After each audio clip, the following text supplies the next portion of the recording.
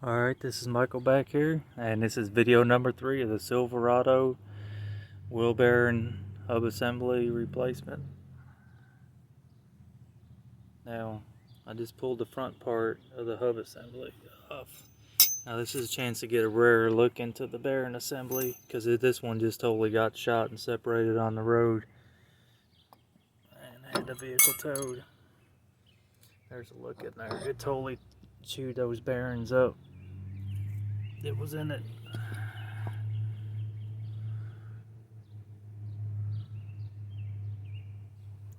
And still shredded metal up in there. Gotta get out. So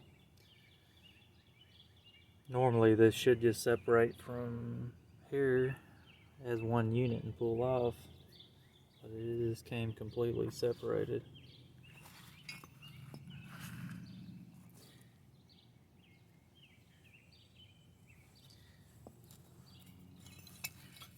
Take a closer look in there.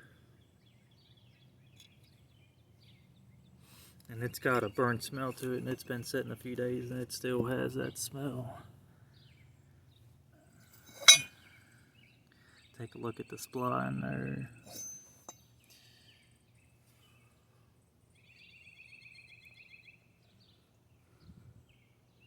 And it looks like it's got the shaft some there.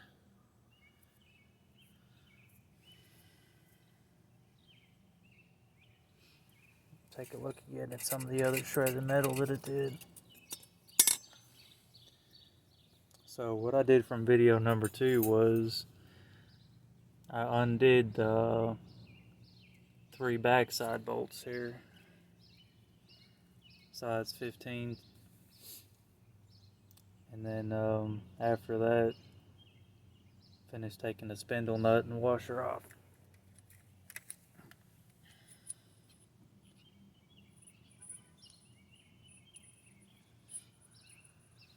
I've got a new spindle nut, but it doesn't seem like it's as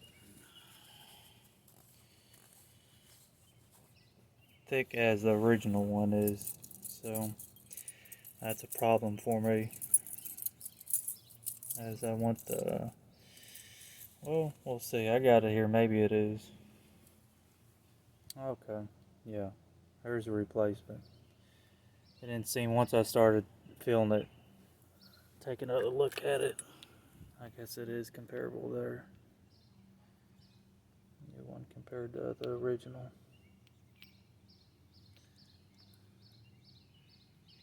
Now this one's got some notch grooves in it that the original doesn't.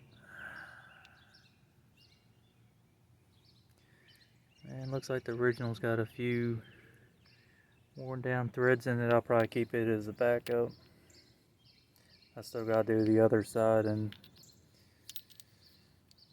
hopefully I can get through it as decent as I did this job. Of course, some of the bolts was hell to get off on this one, but I was able to get it, so as long as it goes as good as the other side, it'll be alright.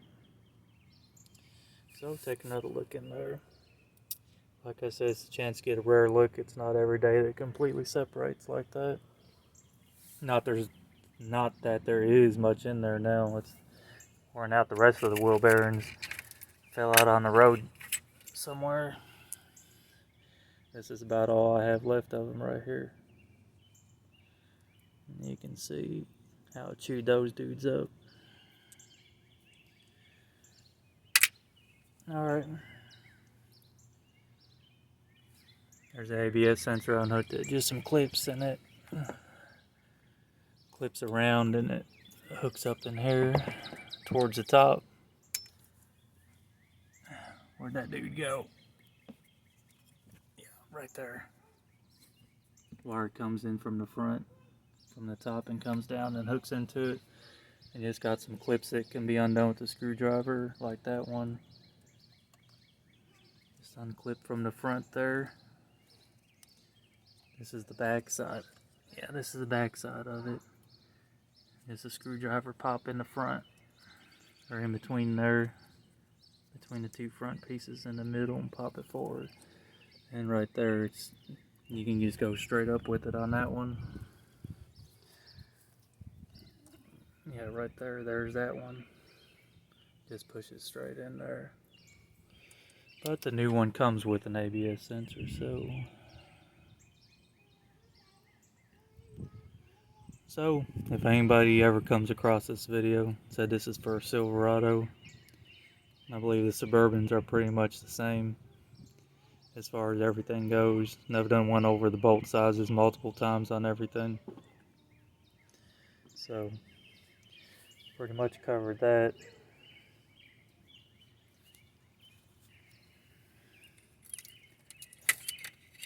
What else? Yeah, the lug nuts are size 22. So lug nuts 22. The caliper pins, I'm forgetting the technical name for them, so I've been calling them just the pins or the dudes there. But yeah, T55 on those. Size 18 millimeter on the caliper bracket bolts. And size 15 on the hub assembly bearing bolts. Now some of them are tight fit in there, so you can start off with a deep well to break them and a breaker bar, but after that you need to step down to a smaller 15. And a little bit of the same on 18s if I remember right on that. You got more room on them, but you can step down on that one too. Looks like I just, based on what I got in my tray here, I just stuck with the deep well 18. So yeah, I used the deep well to help me get in there to break the 15s, to get my bar in position, my breaker bar in position to break them. Got back up in there with the deep well. Was able to break them and used a wrench on the end of it for extra leverage and just got the right angle and position on it to break them loose. And a lot of bolts that's frozen on, you gotta do that. You gotta work on getting your position and your leverage just the sweet spot where you can get your legs and your arms right in the position to get that right momentum swing on it. So that's what I did on that. So for those of you who don't have much experience on that, it does take some practice to get that. But yeah, kind of a wrench right there about midway on it, going the opposite direction while pushing and pulling. Have a foot, one of your feet, preferably the opposite end of your wrench head, but have a foot planted on the ground, and then a wrench, so you're pulling up with one hand and pushing with the other. That helps get the momentum to break it. A big daddy wrench like that, or you can put on into that bar.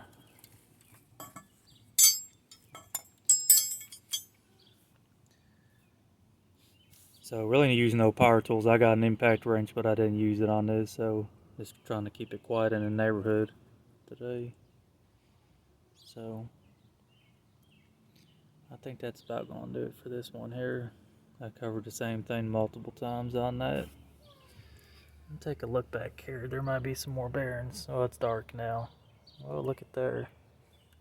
Looks like there's some more bearings hiding up in there. Well, there's one right there that popped out. Anyways, I might end up taking that sensor bolts off if it gets in the way of me beating this off. I'm sure this is going to be a pain. I got some freeze off on there to help loosen it up. This back plate behind here, once I take this off, this back plate should come off, but I wouldn't doubt if that back plate just stays on there and doesn't separate. It's rusted pretty bad. So as long as I can squeeze that sensor